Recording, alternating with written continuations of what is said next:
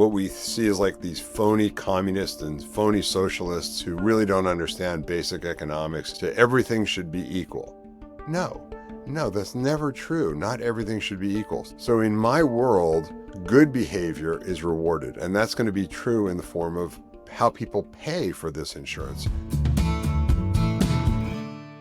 Ethan Penner, welcome to State of Gold. Thank you. I want to cover a few topics, including your proposal for a new property insurance entity in California, touch on our very sad homelessness issue in California, the education crisis. But first, your tax plan, which may be your boldest initiative. You're proposing to replace all of the current state taxes, personal, corporate, estate taxes, sales tax, with one flat 15% tax on all consumption, all goods and services. So my first and biggest question is, I think you said it's revenue neutral, or maybe slightly positive. So who pays less, who pays more, and what is that income threshold for those who pay less and those who pay more? Well, we went to the poverty level because we absolutely don't want to make the mistake that a lot of consumption taxes make, which is to inadvertently make it regressive and penal on people making less money, who today are not paying income tax. But those people are paying sales tax on things, especially gas tax. And so we wanted to actually make it a win for that. And so by eliminating gas tax and by basically creating this pre-bate whereby we look at somebody's income from the prior year, from their federal tax filings, and we give them money based on their income for the prior year, starting with the poverty line, and then where they get 100% prebate, so 15% straight up on their income, and then it gradually declines over time. But the bottom line is the goal is to avoid inadvertently creating any new taxes for people in the lower income strata, because obviously those are the people who need the most help. They need some relief. Their lives are hard right now. No doubt. Their lives are very hard. Our working poor, working class, even middle class are really struggling in California. One follow-up, though. So some will pay more, right? If it's neutral to positive, some will pay more. What is the income threshold for those who would pay more? And do you have an estimate on how much more they'd pay? Here's the thinking. I think that, again, because it'll be dependent upon spending, right? You find yourself, let's say you're in California and you have a certain amount of income, you're paying X dollars, and it's based on your income. We know what you're paying. But in consumption tax, we don't know what you're paying. Even you don't know what you're paying. Your wife has a better idea, perhaps, because she may spend more than you do. But it's really up to you what you decide you want to pay in the form of taxes, because to a certain extent, it just depends on your consumption level. So it's very hard to model that, to tell you the truth, because as you and I talked a little bit before, it's hard to predict what behavior is going to be in the face of that. But I do think that what's interesting, let's say you take a person who is currently spending 5.9 months per year in California and 6.1 months per year in Las Vegas, and he's not paying any income tax or any tax really here. Now that person is paying on the consumption that he's experiencing in the state of California. So all of a sudden there's taxes coming from new sources. That's part of why it's revenue positive almost immediately. And then I think the exciting part of it becoming really revenue positive is when people who have left return. As many people I've spoken to said, gee, if you pass this, I'm coming back. And that person, now he's not spending 6.1 months in Nevada anymore. He's spending his life here. And companies that have left are going to come back, and it will attract other companies. And so really what this tax aims to do is communicate to the world that California is open for business. Come here. Mm-hmm. We want your business, and we're a business-friendly place. Mm-hmm. Got it. One other question, though. Have you looked at the potential downsides on demand for high-ticket items, right? If you look at small businesses nationally, I believe, employ 65% of people in the country. It's probably equivalent in California. Small businesses, LLCs, have either single member or, small ownership groups purchase big ticket items. Plumber who needs a new truck, right? The average vehicle is now 50 grand. That would mean it's a $7,500 tax. What is the downside, do you think, on demand for businesses? I can't imagine auto dealerships are excited about this. Well, here's the thing. Right now, we use the Franchise Tax Board, which is our equivalent of the IRS, to audit income so that people pay exactly what they owe based on their their income levels and the percentage rate that they're supposed to pay as a percentage of their income. And we ensure compliance by auditing their income. We will now audit spending. Okay. So if you're a so now instead of looking at your income, we're going to look at your bank accounts, your wire transfers, and your credit card bills. And we're going to make sure people comply because this is a big win for California. And cheaters can't undermine the big win. That's really an important part of this. So, you know, we have to come together as a society. Forget about, tax plans are important and all that, but we have to create a sense of community, a sense of being responsible to each other and to the greater good that I think is lacking today because people don't see it from the top down. When I'm governor, they're going to see it from the top down. They're going to see a true commitment to loving thy fellow man and taking care of other people. And I think that setting that standard from the top down instead of the standard we have today, which is every man and every woman for him or herself. I'm hoping to change kind of how we see ourselves in our community. Um, I've had the opportunity to work with Japanese. There's a lot of things about the Japanese culture that are different than the American culture. Some I like and some I don't like so much. But what I really love about the Japanese culture is how they actually care for each other. They see themselves as part of a whole, a bigger fabric than just their own lives. And I think America doesn't can learn from that, and I think Californians especially can learn from that. And I hope to set that standard. So this whole idea of compliance, respect for each other, respect for society, we don't have that today in California. We're going to get there. I appreciate that sentiment. I really do, and the spirit of that. One last question on the tax downside implications, real quick, and then let's go on to a couple other topics. So, if I'm a rent payer, so many people are now are renters in California as opposed to buyers because mortgage rates, cost of capital, can't get insurance, right? So, renters, the average one bedroom in a multifamily building in an urban area in California is probably $2,500 to $3,000. Yeah. Does that mean that those individuals are also paying a three, four, $500 tax per month to the state of California? As it stands right now, yes. Okay, As got it it. stands right now, the plan is that there are no exemptions. We've written it in numerous ways. We've thought about it in numerous ways. Again, with the focus on not inadvertently creating extra burden on those who have already too big of a burden to bear. And we decided that the most elegant way to deal with it is the prebate, not the exemption of this and that. Because once you have the exemption of this and that, then it's a negotiation to nowhere. We thought, and so Right.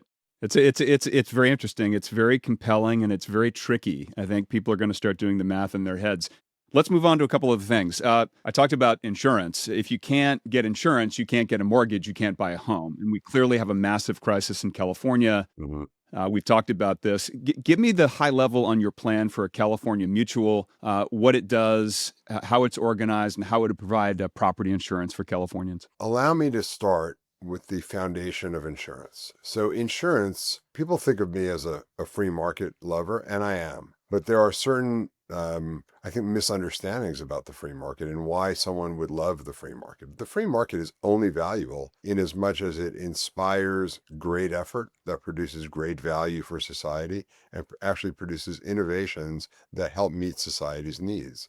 Insurance is not one of those things generally. Okay. There's not anything new under the sun in insurance. Insurance is a business where it's really, hate to use this word because it sends the wrong message, but it's a collective. Okay. It just really is. It's about pooling risk. It's about eliminating the idiosyncratic risk that one person, me, Sure. has that my house might experience some disaster and diversifying that risk around thousands and thousands of homes. So it's really there shouldn't be, and there never was until the mid 80s, a profit in the business of insurance. It was a business administered by executives who underwrote each person's risk appropriately and charged each person appropriately for the risk of their unique situation. And then the risk was pooled, and then the executives were paid, and the overhead was paid. And at the end of the year, in a mutual company, which is what insurance companies always were, whatever profits really were the excess amount of money charged to us clients in the form of premiums that wasn't paid out in the form of claims was literally returned to us. It wasn't like it was a windfall for someone who said, "Oh, we really ripped them off this year." You know what I mean? Like it just didn't exist. And so I want Well, that's changed, Ethan. that's changed and it's ruined our Yeah. society. Actually, if you want to go, you look at some of the things that were kind of critical changes that happened in the last 40 years that have really punished the average person and ruined our society. The movement of insurance from mutual to for-profit public companies is one of the top things that I think, boy, we wish we could put the genie back in the bottle. In California, I'm going to put the genie back in the bottle by creating this mutual company, and everyone's going to want to be a client of it because there's no more profit and there's no more pressure to grow profits that exist in the public company. So this company will not be for profit. It'll be a mutual company, just like all insurance companies used to be. It'll never be a public company, so there won't be pressure to increase premiums in order to increase profits because that's the only lever in an insurance model. And it's going to serve the people it's intended to serve, which is the insureds, which are in this case California homeowners, California property owners. Got it. Just as an aside, my grandfather worked for Northwestern Mutual Hmm. most of his adult life, and I believe was one of the oldest salespeople ever to write a policy in his 90s. He finished working in his 90s, so I do know a little bit of the history from the family. Let's talk about the homelessness issue. John, before we leave the insurance, I do want to say that it's not going to be what we see as like these phony communists and phony socialists who really don't understand basic economics and just say everything should be equal.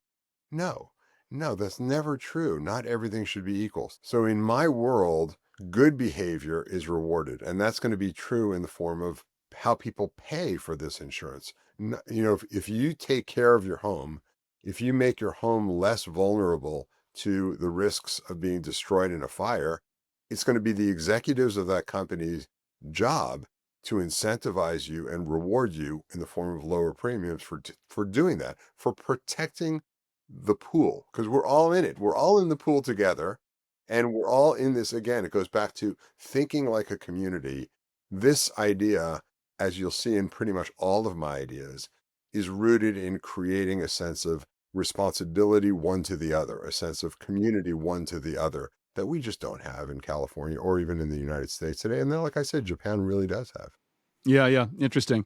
Yeah, and a plus positive incentives. Of course, you mentioned that, and plus community. One thing that I just point out I didn't see on your campaign site is obviously you can't underwrite anyone's home if there's not a very clear fire prevention program that's statewide and specific to every municipality across the state, excuse me, based on the fire risk. I assume that's going to be an integral part of your plan. It's not yet there that I see. 100%. In fact, I've been researching it. There are many companies. There's an organization called Parametrics that I've been speaking with over the last few months, and they actually create early warning monitoring systems. Right. We're going to try to implement those kinds of things and make them available and reward people through incentives to use them in the form of lower premiums. And Right. people are going to want to do that because obviously, who wants their house to burn down? We're going to educate, we're going to inform, and we're going to create the right incentives, none of which our government does today. Yeah, 100%. That's true. Let's talk about homelessness. I was saying a second ago that we released an episode with Elizabeth Funk, who's the CEO of Dignity Moves. They've actually launched 10 tiny home communities in California so far. I think they're doing great work. They've just opened a new one in San Jose where they're bringing in tiny homes, dropping them in with a crane.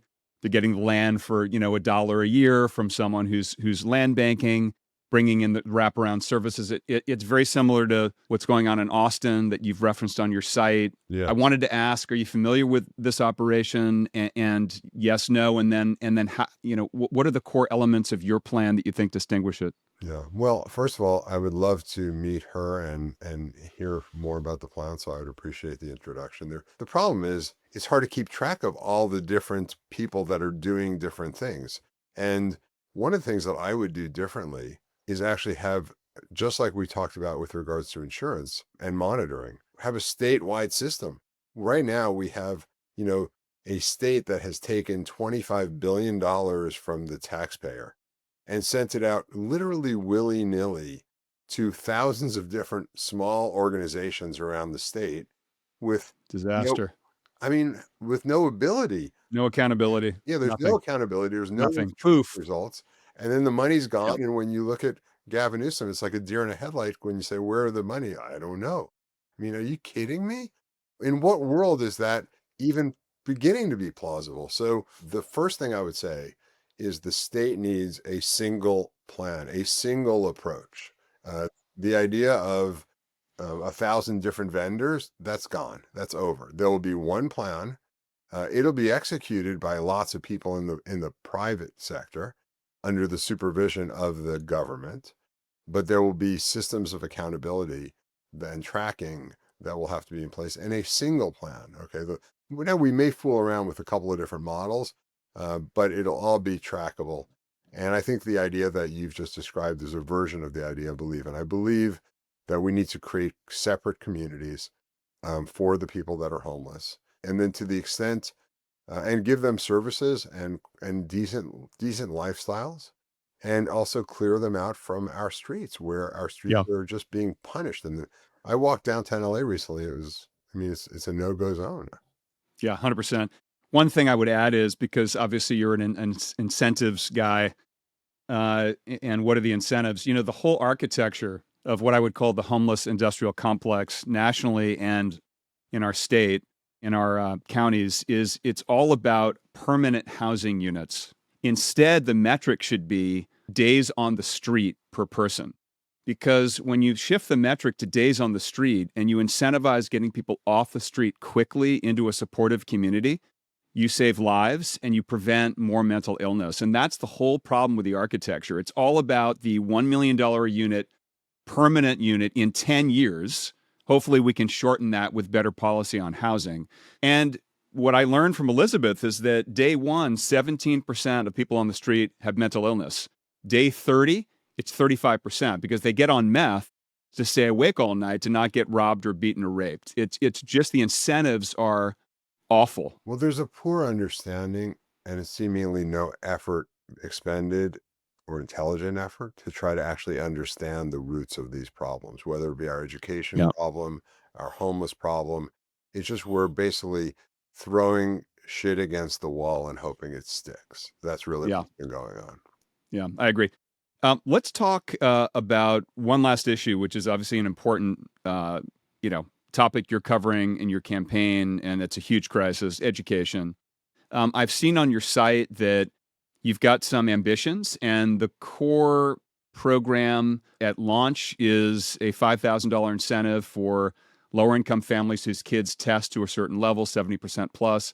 So I think that's a great idea. But, you know, I want to ask you about, you know, CTA, arguably the most powerful union in California, have pushed back against many reforms like paying great teachers better, how tenure is addressed, underperforming schools, and parent choice. It seems to me that if there's not some structural shakeup, Ethan, we're still going to have poor performing schools, the wrong teachers in some cases, and make it very difficult for those kids to achieve that 70%, get the incentive.